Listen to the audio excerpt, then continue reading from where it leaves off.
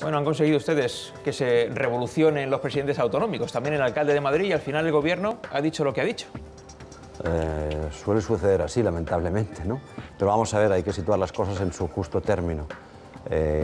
Lo que sucedió ayer en la reunión del presidente de la Generalitat Mas con el presidente Rodríguez Zapatero fue plantear por parte de Cataluña una serie de condiciones para que pueda Cataluña recuperar una situación financiera y se ajuste al Producto Interior Bruto y al déficit en relación a este. ¿Qué es lo que planteó? Que el Estado cumpla con la ley. ¿Qué ley? El Estatuto, en su disposición adicional tercera, y por tanto que transfiera un dinero que el Estado debiera haber invertido en Cataluña y que no ha invertido. ¿Qué más pidió? Algo que también está en la ley, que es el Fondo de Competitividad dentro del sistema de financiación que negoció, por cierto, el anterior tripartito. Y eso el gobierno no está dispuesto a cederlo.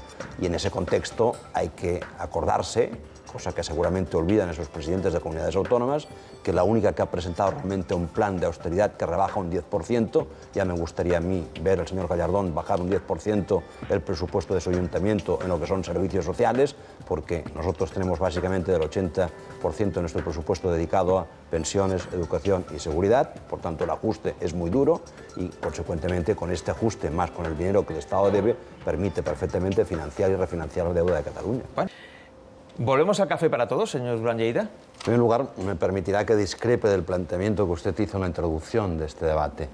Que dice, a partir de ahora el Partido Socialista podrá contar con los votos de Convergencia y Unió sumándose a los del PNV y Coalición Canaria. Eso no es así. Sí, he dicho textualmente de vez en cuando. De vez en cuando, no. De vez en cuando, antes también ha podido contar con nuestros votos. Y usted ha añadido, ¿a cambio de qué?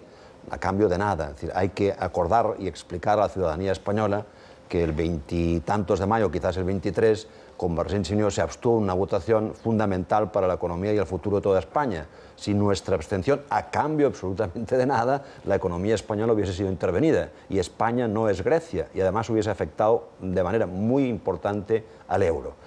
Estamos acostumbradísimos a hacer aportaciones a España y no son reconocidas. Y lo que hemos pedido, lo que decía antes al Gobierno, es pura y simplemente que cumpla la ley. Porque el Estatuto es una ley o no es una ley. Es que hay fondos previstos en el sistema de financiación que afectan positivamente a otras comunidades autónomas que están en los presupuestos de 2011 con la partida correspondiente. Y mira por dónde el único que afecta positivamente a Cataluña, que es el Fondo de Competitividad, también es cierto que afecta a otras comunidades autónomas, ese no tiene consignación alguna presupuestaria. Por tanto, el ir a solicitar al Gobierno que cumpla con la ley no es una reivindicación más que el del cumplimiento de las normas vigentes, y el primero que debiera hacerlo es el Gobierno. Y a cambio de nada, ni a cambio de apoyo parlamentario, nada. Y eso permitiría reducir el déficit y, consecuentemente, podernos endeudar más, si cabe, en función de la situación que ha heredado Convergencia y Unió. Las cosas así de claras, pero no siempre presentarnos como que reivindicamos a cambio de algo. Hoy he leído algunos comentarios en prensa de Madrid. Eso no es así, es completamente distinto. Lo único que pedimos es que se cumplan las leyes. Solo le diré que ayer el presidente de la Generalitat, al salir de la reunión que mantuvo en el Palacio de la Moncloa con el presidente del Gobierno, dijo, después de especificar todas las cosas que había conseguido el presidente del Gobierno, que votarían a favor de algunas de las decisiones que el presidente del Gobierno va a plantear en el Congreso de los Diputados, por ejemplo, con las pymes, especificó muy claramente. Evidentemente, pero vamos a ver, ¿cómo no vamos a votar en favor de las pymes si aquí la única voz que normalmente se oye en favor de los autónomos, ahora se han sumado muchas veces otros grupos, todo el mundo habla de autónomos, pero los primeros que hablamos de trabajadores autónomos en el Congreso de los Diputados fuimos Convergencia y Unió? Claro que vamos a votar todo aquello que venga en favor de los autónomos y de las pymes. Otra cosa es que desgraciadamente no viene nada y por tanto no nos da oportunidad de votar con el Gobierno. ¿Qué más nos gustaría que coincidir con el Gobierno socialista más a menudo votando en favor de las pymes y de los autónomos? Porque son realmente los generadores de ocupación, de empleo. Por tanto, claro que sí, pero no a cambio de lo otro, sino simplemente ese también fue un frente de conversación. Y Artur Mas fue a plantear unos temas y, por cierto, solo consiguió uno de ellos, que es la disposición adicional tercera del Estatuto, 759 millones que deben, con un cálculo que nosotros nunca hemos compartido. Por tanto, no todo lo que planteó Mas de acuerdo con la ley, el Gobierno hoy por hoy está dispuesto a cumplir.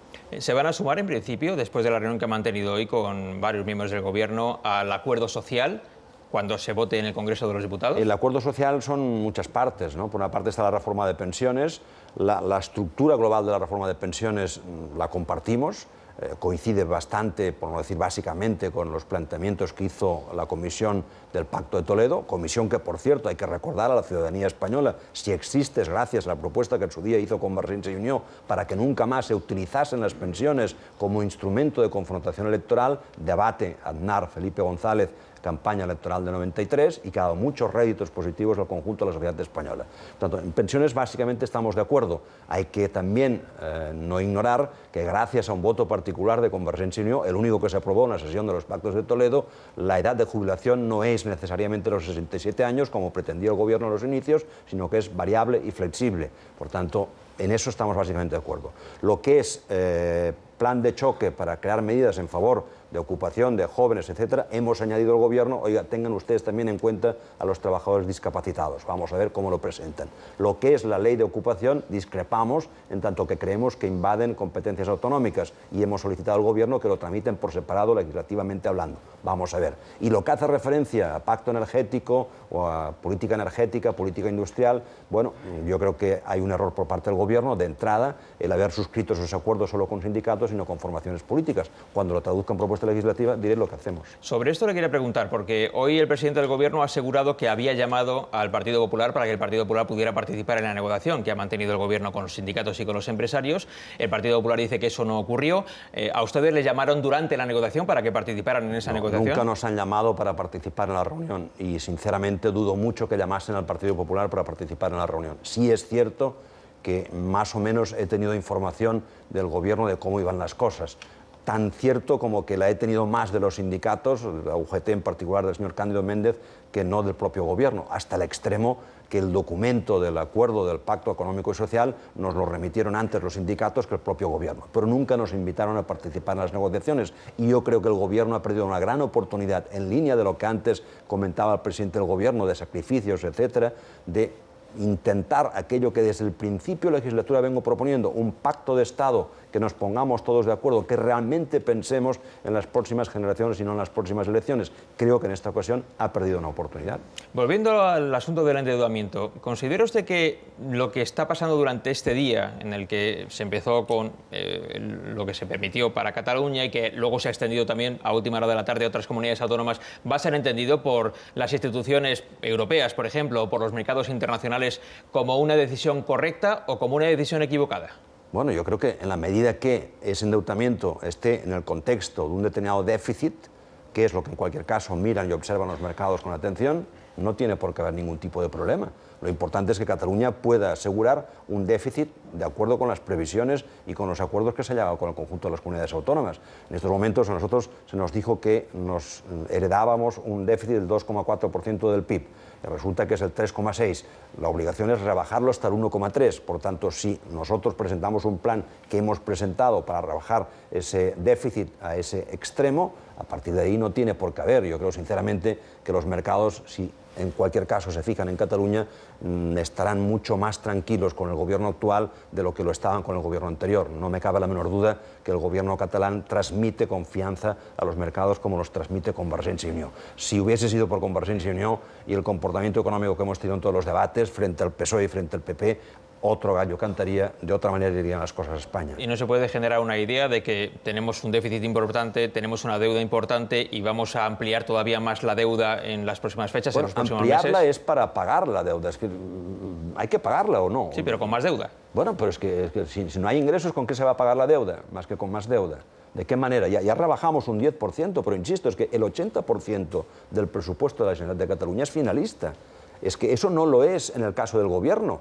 El Gobierno no paga, excepto lo que es pensiones, que es caja aparte de seguridad social y el seguro de paro. El resto, lo que es gasto educativo, lo que es gasto sanitario, lo que es gasto de políticas sociales, en el caso de Cataluña, que no en el de otras comunidades autónomas, lo que es gasto de seguridad, corre a cargo del presupuesto de la Generalitat de Cataluña. Pues bien, ese presupuesto, que no es, insisto, el del Estado, que no tiene que atender básicamente esos servicios ni educativos ni de sanidad y buena parte de políticas sociales, bajamos un 10%. No hay ninguna comunidad autónoma que lo haya hecho, ni dudo que lo haga ninguna comunidad autónoma. Por lo tanto, nosotros somos responsables y vamos a hacer las cosas correctamente como siempre lo hemos hecho. Y como dijo Mas, pues miren, los demás que opinen lo que quieran, pero nosotros tenemos un planteamiento muy serio y vamos a hacer también muchos sacrificios para poder resituar a Cataluña donde debiera haber estado y nunca debiera haber salido. ¿Cree usted que después de todo este debate que se ha organizado en los últimos meses, muy intensamente en las últimas semanas, sobre el Estado autonómico, cuando pase la crisis habremos llegado a una situación en la que la opinión general sea